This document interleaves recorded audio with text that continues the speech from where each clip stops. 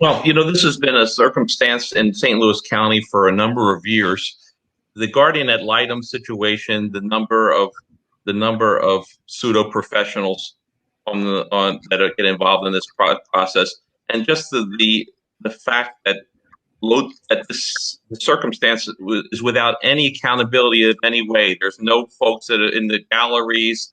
So in essence, you have a cabal of folks who are working together on a number of cases that essentially grab your financial record. The first document that you ever give in a divorce proceeding is your financial record, so that they have a general idea of how much they can get paid. And so after literally millions of dollars in expert fees and legal fees, that it leaves parents completely broke. A system that's essentially intended to take care of children, put children in a terrible financial circumstance. And who is your guardian ad litem, Mark? Sarah Pleben was the second, and she was a real piece of work. And then the last one was Jeff Medler, and neither Sarah Pleben nor Jeff Medler spent more than, I would say, 10 minutes with their clients. Can you, like in bullet points, like 3 or 4 of the most egregious things you can think that Pleben did besides not meeting your clients? Pleben, all right. I was having a therapy session, which was one of these kind of required suggested therapy sessions, and son of a gun, didn't Sarah Pleben come uninvited to a therapy session where I was to decide on kind of how to move forward with my case. So, I mean, since when does an attorney who's involved in the case come to your a personal therapy session? She also required us to have a psychological evaluation for our family.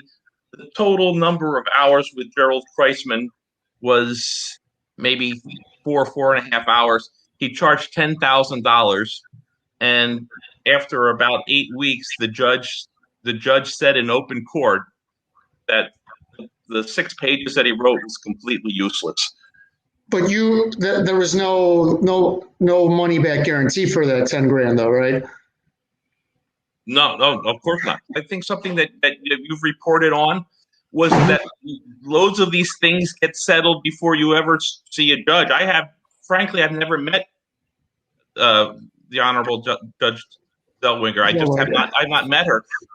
Just sit in the lobby of family court on the 4th floor, and you'll see atrocities between attorneys and their own clients where they threaten you to make like life-changing decisions because this is how the judge is going to rule before anybody hears any facts one way or the other. In terms of the second GAL, his charges were in excess of $20,000. Again, who is that? That was Jeff Medler.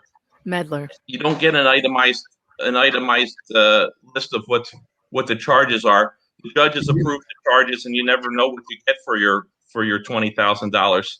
But Medler found a court-appointed psychologist to evaluate me, and so I went to therapy as I was requested, and I got the evaluation as I was required. And Judge Beach decided that he didn't want to listen to his own court-appointed psychologist. The psychologist said that I was among the best fathers he had ever met, and the judge said I don't believe him. So I don't know how to. This is different than the other. This is a second court-appointed psychologist therapist type that the judge decided was totally useless in your case. I'm following you correctly? This was the second. Yes, this was the second judge. Did you get the money back guarantee on this guy, or did you have to keep the? You didn't get the money back for him, did you? You know what? Nobody gets money back for anything around here, Mr. Volpe. The supervisors testified in my case as well, and they testified in my behalf. But again, they get cross-examined, and people give them a hard time. One of the supervisors they really tried to smear.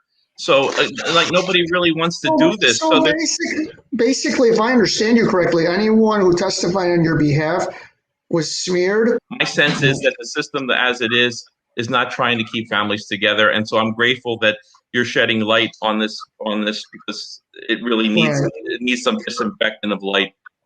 Because broken families going through the system are a big payday for a lot of different people. Well, Kenneth, welcome to the program. Thanks for being here. Well, the main mob boss, if you will, or the head henchman, Elaine Pudlowski.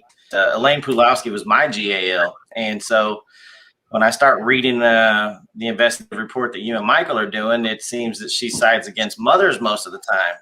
For whatever reason, I was the unlucky father. Yeah, so when I started reading you guys' reports and all these investigations, and then that video was leaked and all of these things, it starts to make sense how a father that has never been accused of any type of child abuse, neglect, or anything else, doesn't have a felony, doesn't have any misdemeanors. Last time I had a speak, it was 2017, how a father like that can go into a family court and never meet their judge in more than 10 hearings, less than 20. But Elaine decided that I was going to be lucky enough to have 36 hours every other weekend with my two children, unsupervised. So if I am truly dangerous, who puts children with a dangerous person 72 hours a month? And they're doing this to everybody. And so out of the 700,000 people that we have following us, they all have the same story. The GAL took a bunch of money. They appointed a bunch of court actors that all got a bunch of money, and they're all working and colluding against them to keep fathers. And now it's mothers. So historically, fathers made the most money. If you're going to target a demographic of people and you have a 50-50 shot, grab the dads. So moms are now being targeted as well. So now it's come to the light that it's really not about discrimination against fathers or mothers. It's really about the fact that these courts are making billions of dollars off of child support, which is a federal incentive program. And so that doesn't include the hundreds of thousands and millions of dollars that people are paying in attorney fees, GAL fees, court appointed counselor fees. They just keep racking up. All right. So I'll give you a quick rundown of Steve's story. He's going to talk about Sarah Pleben. And he paid Sarah Pleben $60,000. Wait. That's impossible because Sarah said there was no money. I know she did. She did. She said, where's all this money? I have a bone to pick with Elaine, because if she's running a Ponzi scheme, I'm not seeing any of it. But if one person, we have one person here, one father who paid her $60,000. And in fact, I think this is the case where she made sure her bill came out to the exact amount that he made on a sale of the family home. So he likes to joke with people that he got, his wife got the kids and the gal got the house. Well, thank you for letting me talk. As you mentioned, my case involved Sarah Pleben as the GAL. Dr. Reed was a psych evaluator in my case as well. My case was filed in 2014. The standard, as described to me by every attorney, was the best I could hope for as a father was what Missouri referred to as the Siegenthaler schedule. If I did everything right, I would get to see my kids every other weekend and 1 day a week. So, in order for me to, quote, win, the best I could hope for would be a 50-50 schedule, which is what we filed for in court when you file your parenting plan. My ex, of course, countered with what also was the standard play at the time, which was sole custody, supervised visitation. I would never get to see my kids except somebody else watching. This was the standard play. I was advised at that point that my only way to address this was to try to get a psych evaluation, a GAL, to try to expose my ex's behavior. And let me just pipe in here. They sold this to you as the guardian ad litem, being a person who would help you.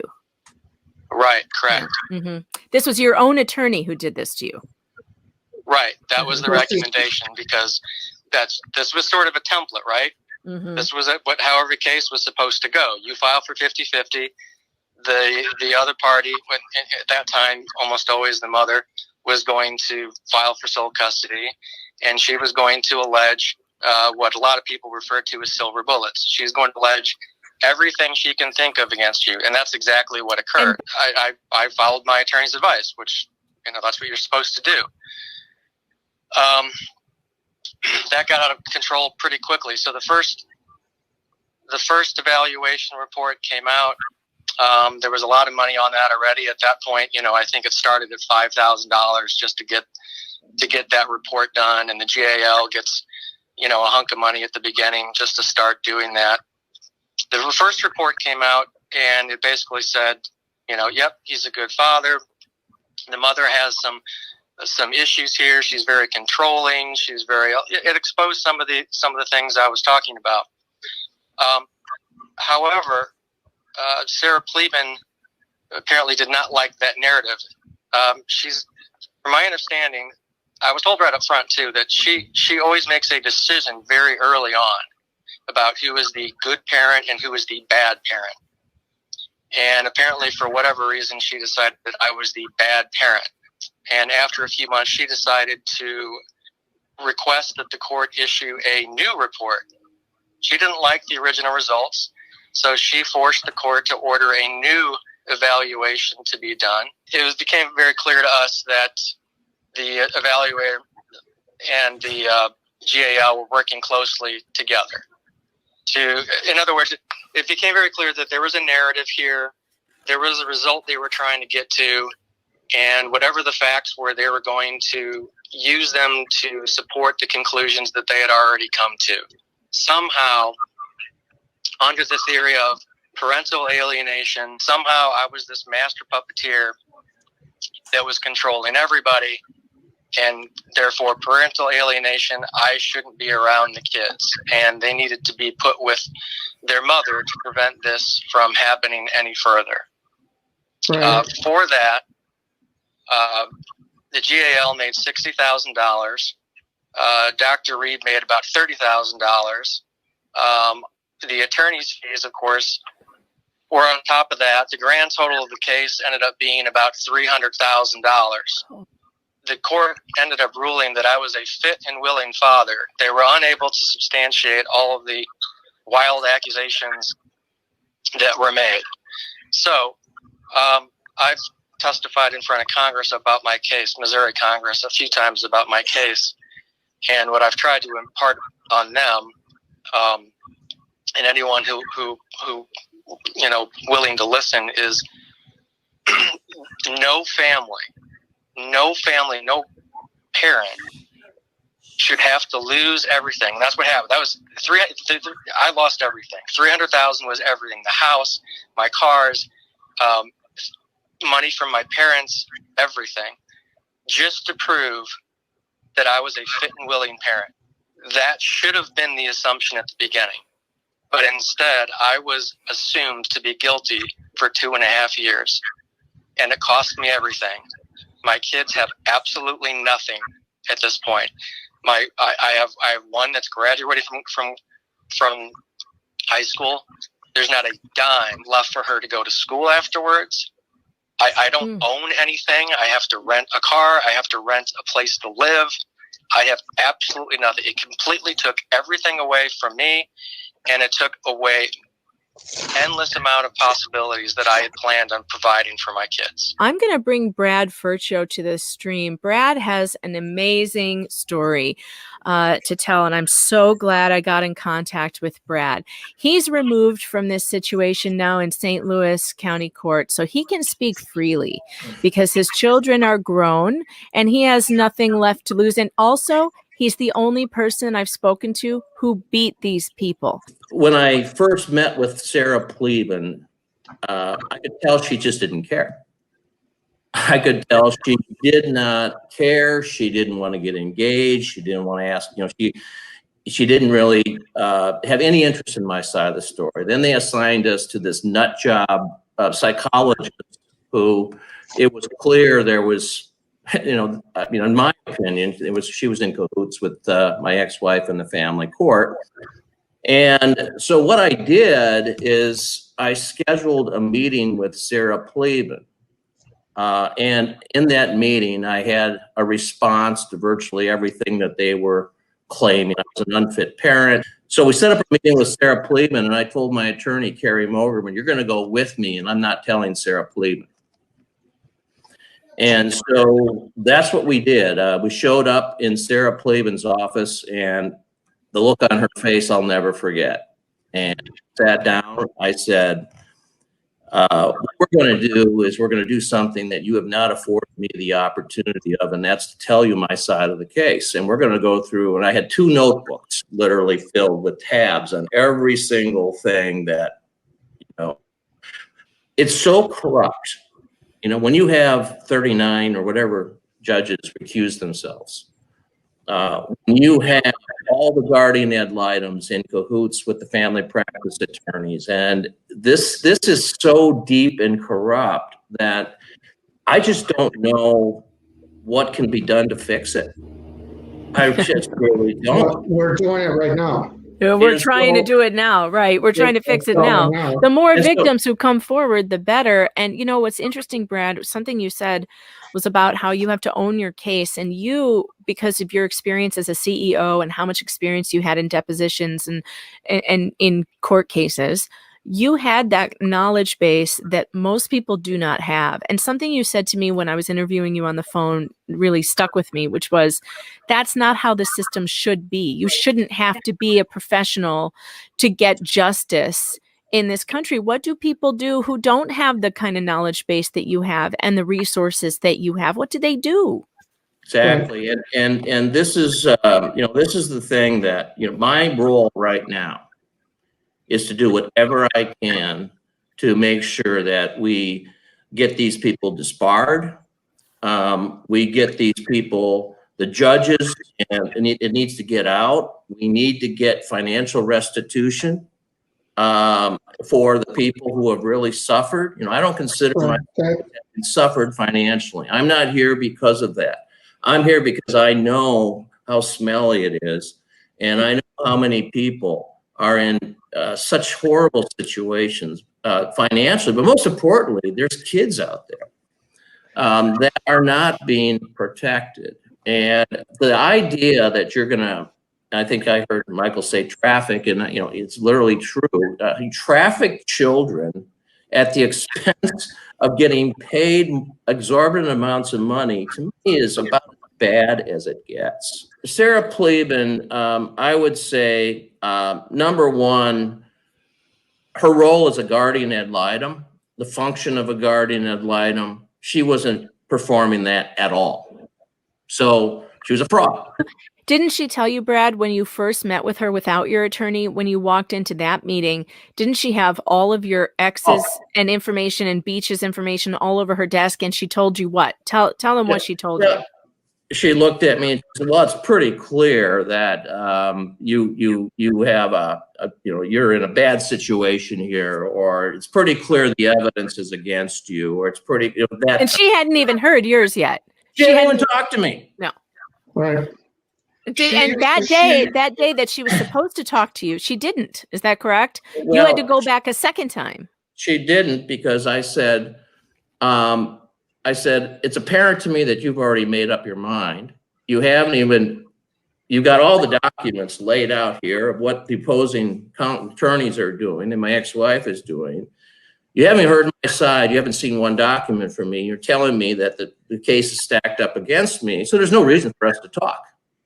The other guy said Sarah likes to pick early and picks the bad parent and the good parent. Yeah. Sounds like she did exactly that with you. Am I right? Yeah. The court system is one of the final bastions that separates us from Russia, Right. China, or Venezuela. And when the court system becomes corrupt, nobody can believe that a guardian ad litem and a judge and their own attorney is not on their side. And so you trust these people, and you can't believe how embedded the collusion is. Right. Marcus, you're on the air. And I saw the name Hilton, and that's where I paused. But when I got to Bruce, that's where I became interested, because it sounded like he was the judge that was caught up in this cabal of, I mean, just a cesspool is what it looked like to me. Well, Bruce wasn't my judge, but Bruce was the opposing attorney for my case, and this case was back in 2015. I mean, I know for a fact my attorney sat me down in the hall at St. Charles. You know, my case was in St. Charles County. Mm-hmm. It wasn't in St. Louis County, but the courtrooms, there's a large aisle in front of the courtrooms, and we were sitting out there, and he looked me in the eye, and he told me, he said, and of course my judge was Aaron Burleson. He told me, he said, they want her with the mom, so you might as well agree to something. I had at that time, Aaron was my fourth judge. I had done raised my daughter. She was 7. I had her since she was 15 months. And they're telling me she's going to be with the daughter, with the mom. And I told my attorney then, I said, I mean, I'm sorry, but I can't accept that. I will go to trial. I may lose. And subsequently I did. But I had too much invested, and I don't even mean monetarily. You know, I had too much emotion. I had too many tears. I had just too much invested to just throw my hands up at that particular moment and say, you know what, you're right. I can't take any more steps. I'm done. So naturally, we did go to trial, and then I lost everything. I didn't lose some. I lost everything. I wonder what was said in the judge's chamber that I was never privy to. I was blessed. But they made an allegation. They made an allegation that she had a learning disability, and you weren't providing her an IEP. So this is how this started for you. Right. Judge Burleson. She started interrogating you as if she were one of the attorneys. Oh, she hammered me. Mm-hmm. I mean, I'm not kidding. I think I was on the stand 4 hours the first day. So I had 51%. And I had final say in our papers. Our papers specifically said, if the two parties do not agree, father's word goes. And then Aaron comes in and takes everything away. And I did some quick numbers before I got on here. I lost 60% of my time. So I lost 60% of the time I had established by fighting. And then the child support difference, because her mom actually paid me child support, the difference was it increased. My increase was 413%. This is Stan. Stan, welcome to the program. A friend on Facebook posted the story of a guardian ad litem.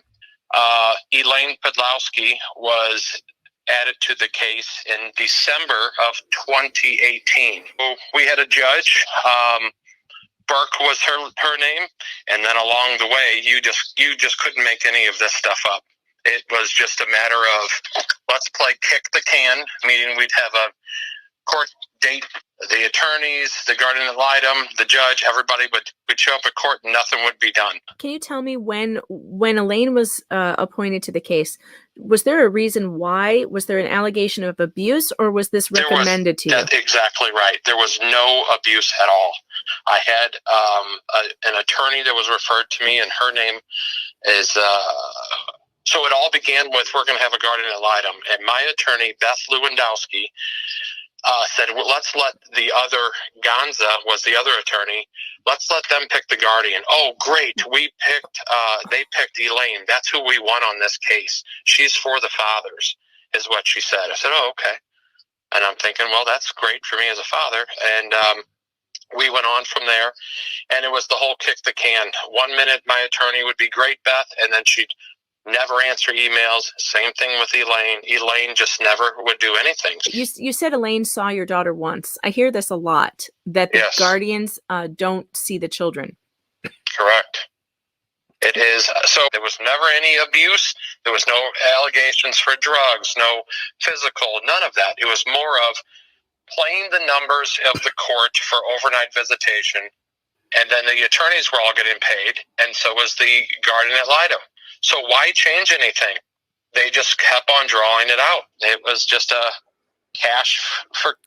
Well, let's talk about that. How much money? What were the financial losses for you in this? What did you pay? It was like $21,000 total, or that was yes total. Okay. How much did you pay Elaine Podlowski? $5,000, it becomes a situation to where they want to break you financially. I mean, I end up having, it was a big burden. This whole case will cause anxiety. It will cause financial burdens. I mean, you name it. It's just been really frustrating. And I've had other guardian ad litems as well. Who else? Molly Murphy. Molly Murphy. We know her. Yes. Yeah. How much did you pay Molly Murphy?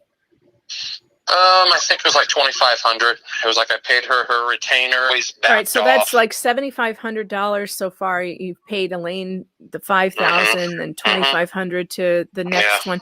If there were no allegations of abuse, what was the trigger that got Elaine Pudlowski and Molly Murphy appointed to your case? Yes. It just, the way I understand, it's just an automatic thing. It's like if it's a contested case, you bring in a guardian ad litem, they sort through the crap or things that we're not seeing eye to eye on or agreeing, and they try to evaluate what's going on and what's best for the child.